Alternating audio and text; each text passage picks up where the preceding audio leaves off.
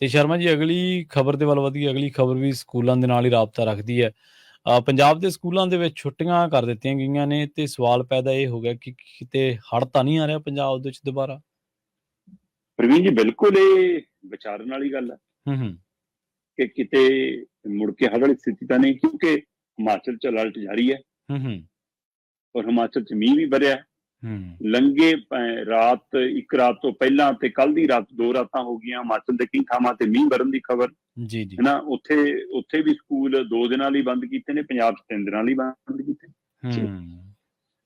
ਹਿਮਾਚਲ ਪ੍ਰਦੇਸ਼ ਦੇ ਵਿੱਚ ਲੰਘੇ ਕੱਲ੍ਹ 2 ਥਾਵਾਂ ਤੇ ਮੰਡੀ ਦੇ ਖੇਤਰ 'ਚ ਬੱਦਲ ਫਟਣ ਦੀ ਖਬਰ ਆਈ ਆ। ਫਿਰ ਠੀਕ ਹੈ ਜੀ। 2 ਥਾਵਾਂ ਤੇ ਬੱਦਲ ਫਟਿਆ, ਇੱਕ ਮੌਤ ਦੀ ਵੀ ਖਬਰ ਆ। ਚੰਡੀਗੜ੍ਹ ਸ਼ਿਮਲਾ ਜਿਹੜਾ ਹਾਈਵੇ ਆ, ਸਾਡਾ 4 ਲੇਨ ਹਾਈਵੇ ਆ, ਉਹਦੇ ਸਣੇ 700 ਤੋਂ ਵੱਧ ਸੜਕਾਂ ਅਜੇ ਵੀ ਬੰਦ ਨੇ। ਆਹ ਸੜਕ ਦੁਬਾਰਾ ਬੰਦ ਹੋਈ ਆ, ਤੇ ਇਸ ਲਈ 700 ਤੋਂ ਵੱਧ ਸੜਕਾਂ ਬੰਦ ਪਈਆਂ ਨੇ। ਉੱਤਰਾਖੰਡ 'ਚ ਸਥਿਤੀ ਇੱਕ ਵਾਰ ਫਿਰ ਵਿਗੜਨ ਦੀਆਂ ਖਬਰਾਂ ਆ ਰਹੀਆਂ ਨੇ, ਉੱਥੋਂ ਕਿੰਨਿਆਂ ਨੂੰ ਰੈਸਕਿਊ ਕਰਕੇ ਕੱਢਣਾ ਪੈ ਰਿਹਾ। ਹਿਮਾਚਲ ਦੀ ਮੰਡੀ ਖੇਤਰ ਦੇ ਵਿੱਚ ਜਿਵੇਂ ਆਪਾਂ ਗੱਲ ਕਰਕੇ ਹਟੇ ਕਿ 2 ਥਾਈਂ ਬੱਦਲ ਫਟਣ ਦੀ ਘਟਨਾ ਸਾਹਮਣੇ ਆਈ ਹੈ।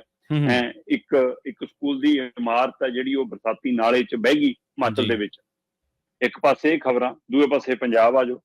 ਪੰਜਾਬ ਦੇ ਵਿੱਚ ਪੰਜਾਬ ਸਰਕਾਰ ਵੱਲੋਂ ਬਕਾਇਦਾ ਤੌਰ ਤੇ ਪੰਜਾਬ ਦੇ ਸਿੱਖਿਆ ਮੰਤਰੀ ਹਰਜੋਤ ਬੈਂਸ ਹੋਰਾਂ ਵੱਲੋਂ ਅੱਜ, ਕੱਲ੍ਹ ਔਰ ਪਰਸੋਂ 3 ਦਿਨ ਦੀਆਂ ਛੁੱਟੀਆਂ ਕਰ ਦਿੱਤੀਆਂ ਗਈਆਂ।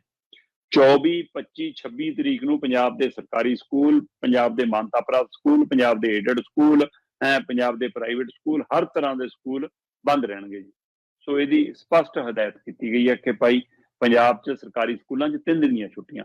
ਹਿਮਾਚਲ ਨੇ 2 ਦਿਨ ਦੀਆਂ ਛੁੱਟੀਆਂ ਕੀਤੀਆਂ ਜੀ, ਤੇ ਪੰਜਾਬ ਨੇ 3 ਦਿਨ ਦੀਆਂ ਛੁੱਟੀਆਂ ਕੀਤੀਆਂ। ਡੈਮ ਵਾਲਿਆਂ ਨੇ ਬਕਾਇਦਾ ਤੌਰ ਤੇ ਡੀਸੀਆਂ ਨੂੰ ਹਦਾਇਤ ਭੇਜ ਦਿੱਤੀ ਹੈ ਕਿ ਅਗਲੇ 2-3 ਦਿਨਾਂ ਦੇ ਵਿੱਚ ਮੀਂਹ ਵੱਧ ਆਉਣ ਨਾਲ ਜਾਂ ਉੱਪਰ ਪਹਾੜਾਂ ਤੋਂ ਮੀਂਹ ਆਉਣ ਨਾਲ ਫਿਰ ਇੱਕ ਵਾਰ ਡੈਮਾਂ 'ਚੋਂ ਪਾਣੀ ਵੱਧ ਛੱਡਿਆ ਜਾ ਸਕਦਾ, ਇਸ ਲਈ ਤੁਸੀਂ ਆਪਣੇ ਪ੍ਰਬੰਧ ਕਰ ਲਓ। ਸੋ ਇਹ ਸਾਰੇ ਹਵਾਲਿਆਂ ਨਾਲ ਕੀ ਇਹ ਸੰਕੇਤ ਮਿਲਦਾ ਕਿ ਪੰਜਾਬ 'ਚ ਫਿਰ ਹੜ੍ਹ ਆਉਣ ਦੀ ਸੰਭਾਵਨਾ। ਕੱਲ ਲੁਧਿਆਣਾ 'ਚ ਜੋ ਵਾਪਰਿਆ ਉਹ ਮੱਧਭਾਗਾ ਸੀ। ਲੁਧਿਆਣਾ ਦੇ ਇੱਕ ਸਕੂਲ ਦਾ ਲੈਂਟਰ ਡਿੱਗ ਗਿਆ, ਤੇ ਉਹ ਲੈਂਟਰ ਡਿੱਗਿਆ, ਉਹਦੇ ਥੱਲੇ ਮਤਲਬ ਇਹ ਸ਼ੁਕਰ ਹੈ ਕਿ ਉਸ ਕਮਰੇ ਦੇ ਵਿੱਚ ਜਵਾਕ ਨਹੀਂ ਸੀਗੇ, ਬੱਚੇ ਨਹੀਂ ਸੀ, ਜਦੋਂ ਕਿ ਸਕੂਲ 'ਚ ਬੱਚੇ ਸੀ। ਪਰ ਅਧਿਆਪਕਾਵਾਂ ਤਾਂ ਉਹਨਾਂ 'ਚ ਵੀ ਜਾਨ ਉਨੀ ਸੀ, ਉਹ ਬੈਠੀਆਂ ਸੀਗੀਆਂ ਤੇ ਉਹਨਾਂ ਦੇ ਉੱਪਰ ਗਿਰਿਆ। ਉਹਨਾਂ 'ਚੋਂ ਇੱਕ ਅਧਿਆਪਕਾ ਦੀ ਮੌਤ ਹੋ ਜਾਂਦੀ ਆ, 3 ਜ਼ਖਮੀ ਨੇ, ਉਹ ਜੇਰੇ ਇਲਾਜ ਨੇ। ਔਰ ਮੰਤਰੀ ਸਾਹਿਬ ਨੇ, ਸਰਕਾਰ ਨੇ ਟਵੀਟ ਦੇ ਰਾਹੀਂ ਦੁੱਖ ਵੀ ਪ੍ਰਗਟਾ ਦਿੱਤਾ ਤੇ ਅਧਿਕਾਰੀ ਮੌਕੇ ਦਾ ਦੌਰਾ ਕਰਨ ਵੀ ਚਲੇ ਗਏ, ਡੀਸੀ ਵੀ ਪਹੁੰਚ ਗਈ। ਪਰ ਸਵਾਲ ਇਹ ਹੈ ਕਿ ਜੀ ਇਹ ਸਕੂਲਾਂ ਦੀ ਇਮਾਰਤਾਂ ਦੇ ਉੱਤੇ ਧਿਆਨ ਕਿਉਂ ਨਹੀਂ?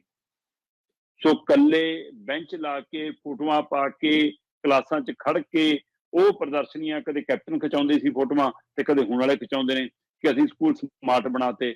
ਇੱਕ ਕਲਾਸ ਰੂਮ ਦੇ ਵਿੱਚ LED ਟੰਗ ਕੇ, ਪ੍ਰੋਜੈਕਟਰ ਲਾ ਕੇ, ਬਾਹਰ ਕੰਧ ਦੇ ਉੱਤੇ ਲਾਲ ਰੰਗ ਨਾਲ ਸਮਾਰਟ ਸਕੂਲ ਲਿਖਣ ਨਾਲ ਸਕੂਲ ਸਮਾਰਟ ਨਹੀਂ ਹੋ ਜਾਂਦਾ।